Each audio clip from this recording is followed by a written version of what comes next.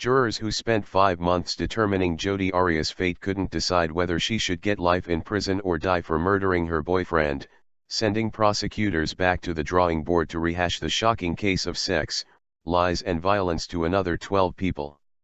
Judge Sherry Stevens gave a heavy sigh as she announced a mistrial in the penalty phase of the case Thursday and scheduled a July 18 retrial. "This was not your typical trial," she told jurors. "You were asked to perform some very difficult duties."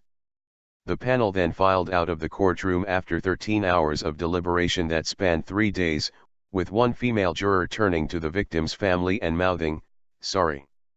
She and 2 other women on the jury were crying. None of the jurors commented as they left court. The mistrial set the stage for a whole new proceeding to determine whether the 32-year-old former waitress should get a life sentence or the death penalty for murdering Travis Alexander 5 years ago. He was shot and stabbed nearly 30 times, his throat slit ear to ear, in what prosecutors said was a jealous rage because he wanted to date other people.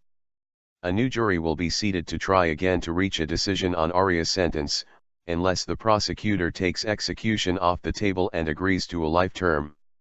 Jury selection for the next phase could take weeks, given the difficulty of seating an impartial jury in a death penalty case that has attracted global attention. Arias, who first said she wanted to die and later pleaded to the jury for her life, looked visibly upset about the mistrial and sobbed before it was announced. Her family didn't attend Thursday but has been present for much of the trial. Family members of Alexander also cried in court. The same jury on May 8 found Arias guilty of first-degree murder in the death of Alexander, who was nearly decapitated in the bathroom of his Mesa home. The jury later determined the killing was cruel enough to merit consideration of the death penalty. Maricopa County Attorney Bill Montgomery thanked the panel in a statement after the mistrial was announced. "We appreciate the jury's work in the guilt and aggravation phases of the trial, and now we will assess, based upon available information, what the next steps will be." He said a status hearing has been set for June 20, and we will proceed with the intent to retry the penalty phase. Under Arizona law, a hung jury in a trial's death penalty phase requires a new jury to be seated to decide the punishment. If the second jury cannot reach a unanimous decision, the judge would then sentence Arias to spend her entire life in prison or be eligible for release after 25 years. The judge cannot sentence Arias to death. A new jury would have to review evidence and hear opening statements, closing arguments and witness testimony in a condensed version of the original trial. Attorneys will also have to find prospective jurors willing to issue a death verdict. As the proceedings continue, Arias will remain in the Maricopa County jail system, where she has spent the past 5 years. Sheriff Joe Arpaio said Thursday she will be confined to her cell 23 hours a day and not be allowed to give interviews. The mistrial came 2 days after Arias spoke to jurors and pleaded for her life. She said she lacked perspective when she told a local reporter after her conviction that she preferred execution to spending the rest of her days in jail. She also told jurors she could bring about positive change in prison by teaching inmates how to read and helping launch prison recycling programs.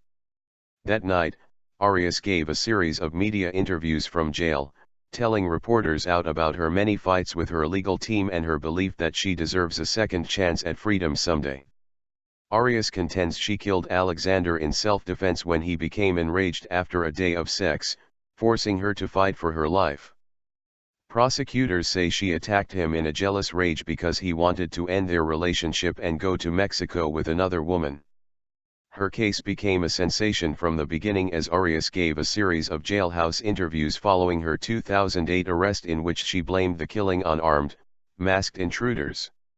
She went on trial in January, and the case provided seemingly endless amounts of cable TV and tabloid fodder, including a recorded phone sex call between Arias and the victim, nude photos, bloody crime scene pictures and a defendant who described her life story in intimate detail over 18 days on the witness stand. The former waitress told jurors of an abusive childhood, cheating boyfriends, dead-end jobs, her sexual relationship with Alexander and her contention that he had grown physically violent. The trial was streamed live on the internet and became a real-life soap opera to people around the globe.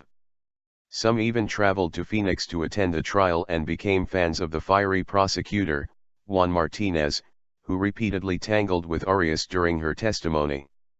They sought his autograph outside court and had pictures taken with him, prompting the defense to argue for a mistrial. Their request was denied. The trial's penalty phase also featured dramatic statements by Alexander's sister and brother as they described how their lives were shattered by the loss of their beloved sibling. Alexander, 30, overcame a tough upbringing in Southern California to become a successful businessman at a legal insurance company and a source of inspiration to his colleagues, his friends at his Mormon church and his family. The judge had told jurors they could consider a handful of factors when deciding Arias' sentence, including the fact that she has no previous criminal record. They also could weigh defense assertions that Arias is a good friend and a talented artist. Arias found it difficult to resist the spotlight throughout her case. She spoke to a Fox affiliate minutes after her conviction, and did a series of jailhouse interviews just hours after the jury got the case in the penalty phase. "The prosecutor has accused me of wanting to be famous, which is not true," Arias told the AP on Tuesday in an interview where she combed her hair beforehand and wore makeup for the cameras. She also insisted that no images be transmitted of her from the waist down, showing her striped jail pants and shackled ankles.